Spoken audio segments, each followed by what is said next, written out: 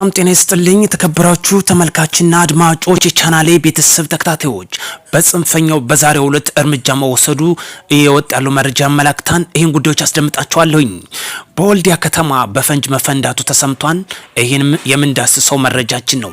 የቀድሞ የፋኖ ታጣቂዎች በምርጫ መሳተፋቸውም ተመላክቷል። አያይዘን የምንዳስሰው መረጃችን ይሆናል። ሌሎች መረጃዎች እየወጡ ይገኛሉ። ልዩ ኮማንዶ በአገሪቱ የሚካሄደው ምርጫ በንቃት እየተከታተለ መሆኑ ተዘግቧል። አያይዘን የምንዳስሰው ይሆናል።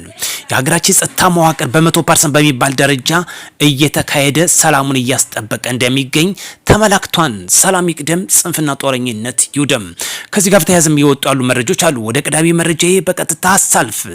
በመቂትና ጋይንት ለመረበሽ የተፎጨረጨው ተላላኪ ክፉ ተመቷል። ኢላማውን በመጠበቅ የሞርታርና አንድ ፖሊስ የነበረ ቀድሞ ታጣቂ በመከደር ወደ ፋኖ ተቀላቅሎ የነበረው ልዩ ቦታ መቂት ተብሎ በሚታወቀው በተወሰደው ኦፕሬሽን እስከ ወዲያኛው ተሰናብቷል።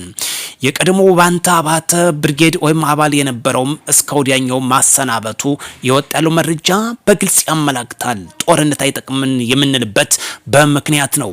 በተለይ ነበልባሉ ክፍለ ጦር ፎገራ ክፍለ ጦር ብሎ የሚሰይመው ዋና መሪ ነኝ የሚለው ሰለሞን ጋሻው እስከነ ግብረ አበሮቹ እስከ ወዲያኛው መሰናበቱም የወጣ ያለው መረጃ ያመላክታል።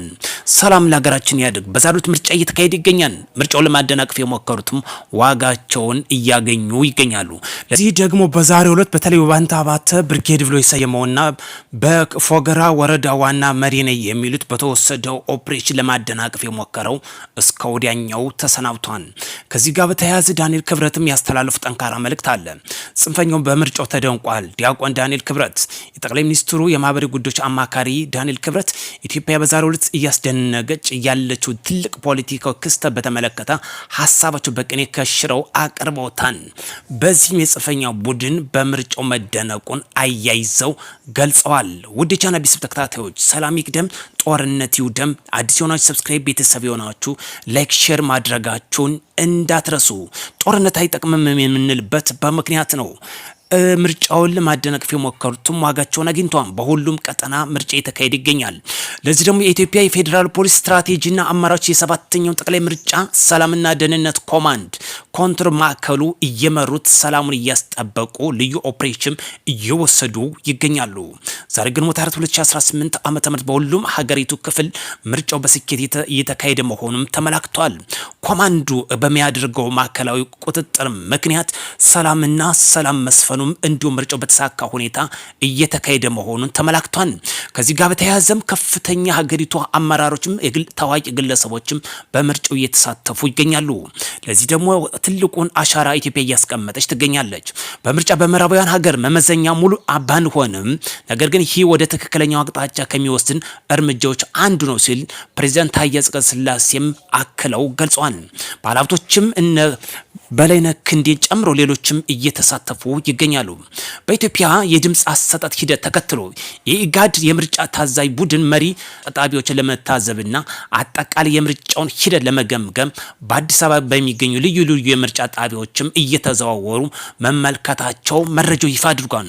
በወልዲያ ከተማ በፈንጅ ጥቃት ንጹሃን ላይም ጉዳት መድረሱ ተመላክቷል።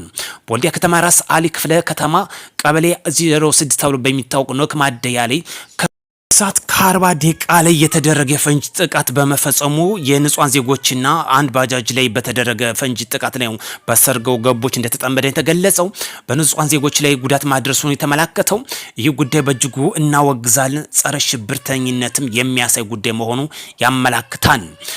እጅም የሰጡ የቀድሞ የፋኖ ታጣቂዎችም በምርጫው መሳተፋቸው ተመላክቷል። የአማራ በተለይ ቀጠና ታጥቀው ሲንቀሳቀሱ የነበሩት መንግስት የተቀበላቸውን በምህረት የገቡት እጅ የሰጡትም የቀድሞ የፋኖ አባላት በምርጫው ድምጻቸውን ሰጥተዋል። ከነዚህ የቀድሞ ታጣቂዎች በደባርቅ አካባቢ በጫካ ሲንቀሳቀሱ የነበሩት በምህረት የገቡት በዛሬው ዕለት ግንቦት 24 2018 ዓመተ ምህረት በምርጫ ገብተው መሳተፋቸው ተንቀሳቃሽ ምስሉ ጋር አያይዘው የቀረበው መረጃ ያመላክታል። ኢትዮጵያ እየመረጠች ነው። በዚህም ከታዋቂ ግለሰቦች እስከ ባለሀብቶች ድረስ እንዲሁም ተጽዕኖ ፈጣሪዎች እየተሳተፉ ይገኛሉ። ለዚህ ደግሞ ከፍተኛ የጸጥታ መዋቅር በመዘርጋቱ ዜጎች በሰላማዊ መንገድ በየክልሉ በየመላ ኢትዮጵያውያን ምርጫ እየተሳተፉ ይገኛሉ። በተለይ የናስረስ ማረ ቀጠና እነሱ የሳር ምድር ተብሎ የሚታወቀውም በዛ እየተሳተፉ እንደሚገኙ ተመላክቷል። እጅግ በሚገርመው እኛ እንቆጣጠሯለን፣ እኛ በአፈሙዝ 4 ኪሎ እንገባለን የሚለው ቅዠት ሆኖ ዛሬ ዜጎች በድምጽ እየመረጡ እየሻሩ የሚገኙበት ቀን ነው። ግንቦት 24 2018 ዓመተ ምህረት እስካሁን ድረስ ዜናው በተጠናክሮ በቀረበው መሰረት የጸጥታ ስጋት አለመኖሩ ተመላክቷል። ትንኮሳ ያደረጉትም ዋጋ ተሰጧቸው እስከ ወዲያኛው የተሰናበተበት መሆኑ ያመላክታል። ሰላም ለሀገራችን ያድርግ፣ ጦርነት ይውደም። ሌላኛው ጉዳይ ከውጭ አንድ መረጃ ላካፍላችሁ። በተለይ በሰሜን ምዕራብ ቻይና ባጋንስ ግዛት የምትገኘው ዶሃንግ ከተማ ላይ ትልቁ የዓለማችን የቱሪዝም መዳረሻ እየሆነ የወጣሉ መረጃ ያመላክታል ነው። ጎብኚዎች ግመሎችን እየጋለቡ የዱር በመውጣት በሸዋ ኮረብቶች ላይም እየተንሸራተቱ እያንዳንዱ ይህን የሎሃድ መንገድ በመልክዓ ምድር ላይ እየተዝናኑ እንደሚገኙ ተጠቋም። በጥንታዊ የሐር መንገድ ላይ የጸጥታ የሰፈነበት መስቀለኛ መንገድ የዶሃንግ አሁን ዝምተኛ ነው እየተባለ የሚነገርለት ለመዝናኛ ምቹ ነው እየተባለለት የሚነገርለት መንፈስን የሚያድስ ልዩ የቱሪዝም መዳረሻ ሆኖ ተመዝግቧል።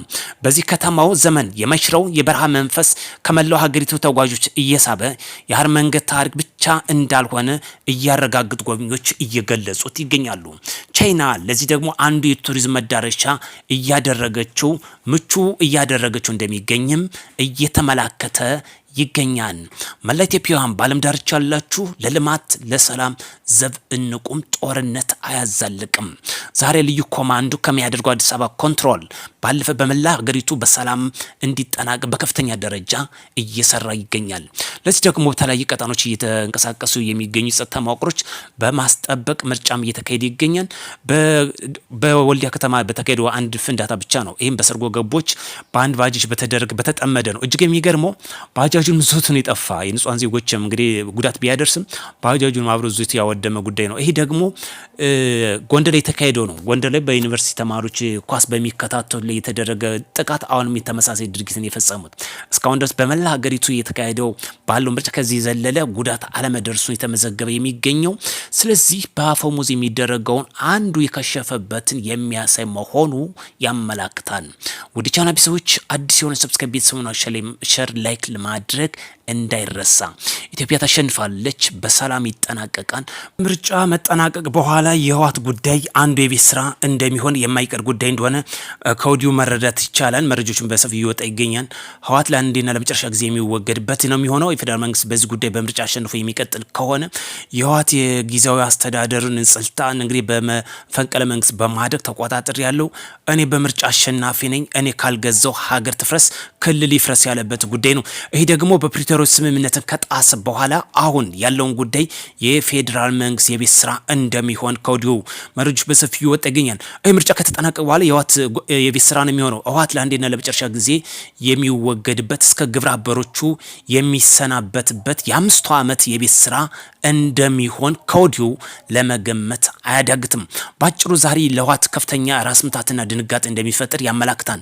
በብዙዎች ዘንድ በሁሉም ቀጠና ማለት ይቻላል የሽብር ተግባር ይፈጸማል፣ ምርጫው ይስተጓጎላል፣ የብዙን ትርታ የጨመረበት ጉዳይ ነበር። ነገር ግን ቅዠት ሆኖ የቀረበት መሆኑ በግልጽ የታየ ነው።